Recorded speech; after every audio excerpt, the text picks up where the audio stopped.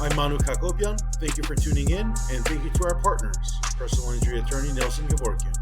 How is it? Looks like you're on the streets of South Florida now. Got the traffic rolling by. Look at the sky, man. It's beautiful. It's like a painting out here, right? Y'all know I'm an artist and things of that nature, but this is perfect for me, man. It's just it's everything I could ever want. It's beautiful out How here. how is life in Florida? Obviously, new location with Kevin Cunningham. How you liking it? Change of atmosphere. You're going to be fighting in Orlando, so Yeah, close to the home base right now. yeah. I love it out here. I've spent a lot of years down here previously training with Kevin Cunningham. We had a break from each other, which is crazy because that's when I went to Montreal to train. And actually get really familiar with their training program. I spent about 6 months with those guys. I spent some time back in Houston before I made my way back out here. So South Florida is not a place I'm not familiar with. It's always been a place I love. And this is where I want to be. This is where I want to raise my family. It's just a beautiful place. It provides the peace that I need to give the balance with the hardcore training that I have to do every single day. It's just perfect for me, man. I love everything about this atmosphere. My coach is extremely tough. Kevin Cunningham is the greatest trainer in boxing. It'll be a great time for us to prove that on March 15th and going forward. But to even, have him as a coach who's someone who's so tough, but then able to leave the gym and, be out here in South Florida, it's just a great balance. Absolutely. And you got another great opportunity. Matchroom is giving you a main event opportunity at the Caribe Royale in Orlando against Volney. What do you know about Volney as an opponent? He's 19-1. But what do you know about him?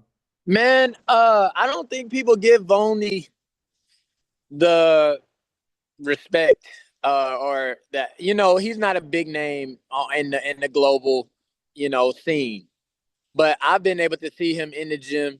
He's a good fighter. He really is a great fighter. When I was out there, as I said before, in Montreal, and I seen him in the gym, he did things in the sparring that I admired. And this was years ago. This is before I even thought that I would fight him. But he's done things in the gym that I admired, and I'm glad that I got to see that for myself because it made me take my training to a completely different level. I'm not feeling like he's not a big name. He doesn't have the experience I have. Most of his fights have been in Ontario, Canada based. His biggest win has been Canada based. But he's a great fighter. And I know that he's going to come to win. He's a little bit older. When guys get to that position in their career where they have a outstanding opportunity to be globally broadcasted, fighting for WBA eliminators and things like that, they're going to bring the best version of themselves. They're going to. When they know they're fighting on the zone, Eddie Hearn's watching, these people are going to take everything to the next level. Me being experienced at the world level, I understand that. And I know that. I know he's very slick. I know that he's somebody who is very comfortable in the ring. He knows how to take shots. He's tough. He knows how to return shots after, catching them. He's somebody who's seasoned. He's seasoned. But just me with the development I have and the experience I have, I'm sure that I'm going to blow him out the water. But I just want people to know that this is not in any way, shape, or form an easy fight for me or someone that I could look over or brush past. I had to give it everything I had in training, and that's going to show on March 15th. Sounds like you're very confident, and it sounds like you've sparred him in the past. Did I understand that correctly? No, I didn't spar him. I watched him spar in Mark Gotcha. Ramsey's gym. Mark Ramsey, he has better BF. It's a beautiful gym to be at. That place is awesome. If you're in that gym, you're a real fighter. And I seen him Absolutely. there. I seen him spar. I'm not gonna say who he sparred because I don't want to bring up any unnecessary conversation. But when I did see him spar, it was outstanding. He's a good fighter. So as I said before, I didn't spar him. I seen him in the gym. He was pretty good, really good. Somebody that I definitely respect. And me seeing that pushed me to the next level. Sometimes it's good to know that you have to respect the fighter because it takes you to the next level in your own personal training. So yeah, I seen him spar. I didn't spar him, but I seen him spar. Absolutely. And let's talk about the current 160-pound picture and where you see yourself in it. You obviously this is your second fight back after the fight against Shiraz. We saw Shiraz fight against Adames. We got Janibek fight in April. A lot of moving parts. Lara is obviously looking to the fight. Those are the world title holders. But where do you see yourself in 160-pound picture moving forward? I'm right there. I'm right there. Definitely, I took the time to get my life together, get my training together.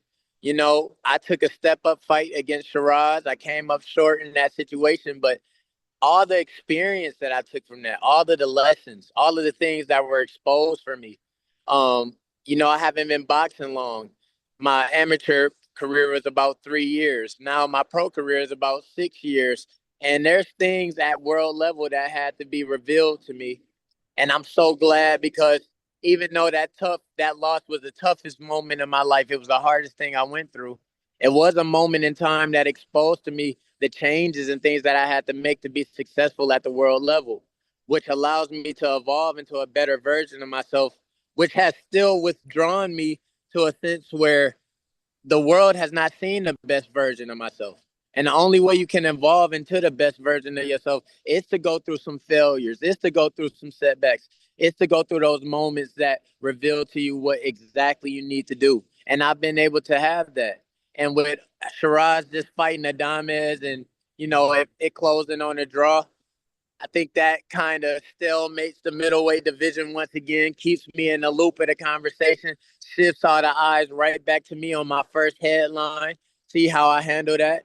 I'm going to put on a superstar performance, show the improvements, show that I learned from that fight. I can deal with taller fighters now. I can deal with people more experienced because of what I took from that fight. And just show that I have not plateaued or peaked at all. You guys have not seen the best version of me. You've seen the athletic version of me. You've seen kind of an uneducated version of Ammo Williams. As explosive and exciting as that is, it still was an uneducated version. But now I'm sitting down here in Kevin Cunningham camp. We done been training since December. We've been training since my fight in November. So now we got that accumulation. I'm back on the winning side. I know everything about myself. When I win a fight, I know everything about myself. When I lose a fight, and I am a champion through and through. And now it's time for superstardom to shine through. Absolutely, and I'm sure you're excited about that. It seems like you've learned from all the trials and tribulations that you've had to go through in life. I mean, a few years ago, you were open about the mental health problems and all that stuff. How is just life in general for you? Do you feel you're in the best place you could be right now? Man, yesterday I was talking to my wife. We had a long prayer, and I just was in disbelief of the position I'm in right now. You know, one of the biggest fears that come along with being a professional boxer, not a professional athlete, a professional boxer, is knowing that you have to take risks to be great. But most of the time, if you take a risk and to be great and you come up short, most of the time people have fear that their promoters will turn their back on them. The world will turn their back on them. It's a different pressure that you have to deal with. And the mental health things that I went through years ago, I just look at that and say, you know, people know me for that. I'm still an advocate for that. Every bit of success that I have is success that people with mental health problems can take and say, I can still be successful. I can still be an eccentric person, artistic person who is not all the time understood, but somebody who is successful and a great example. So with me now having this opportunity to headline a show on a fight that means a lot, it's a point of gratitude that I have in my life that my story is not normal. It's not the same as any normal boxer. You guys have seen me on a global scale since my debut. You guys have seen me grow. You've seen me go through the highs and the lows, the wins and losses of life. And the fact that I'm still going and the fact that Matchroom Boxing and Eddie Hearn is still investing in me to be a superstar for them, man, that invigorates me on another level. That gives me confidence on another level, just knowing that it's me. It's me as a person. It's the message that I give to the world. It's the testimony that I can deliver that drives the force behind me, that gives me the power. And now that I'm in a safe environment, now that I am healthy, now that the mental health situations has been addressed, and I do know different things to do to keep that in line and keep that in check, I know for sure I'm supposed to be where I'm at on a global scale with these opportunities to be great and to inspire the youth and all these sorts of things, because I have a real story. And I'm not a guy that's coming out here just saying, oh, I'm champion. I got all these money and chains on and all that, and I'm better than you guys and y'all low. No, Ammo Williams, I'm for the people. I'm for the people. I needed to take a loss. I needed to take mental health situations because that is going to give me the ethos that I need to be able to connect with the worldwide audience. And now that I'm here and everything's in place, my train is in its place, my wife is here, my dog is here, my coach is here on board. We train every day. I'm in a safe environment. Now that everything is aligned in my life, you will see superstardom from Ammo Williams, because it's not just for me. It is for the people. It is for a message that people can take and inspire themselves to do better for themselves. No, absolutely, and very, very well said. And it's just been an honor to follow your career ever since your pro debut. You might not recall, but I was there in Los Angeles at that introductory press conference at in Hollywood when you, Diego Pacheco. It was great to see, and then obviously you made your pro debut in Los Angeles as well too. 6 years later, at the age of 28 now, when do you think is going to be that opportunity? When is that breakthrough for Ammo Williams coming? Oh, Call your shot now. the breakthrough is now. The breakthrough is now.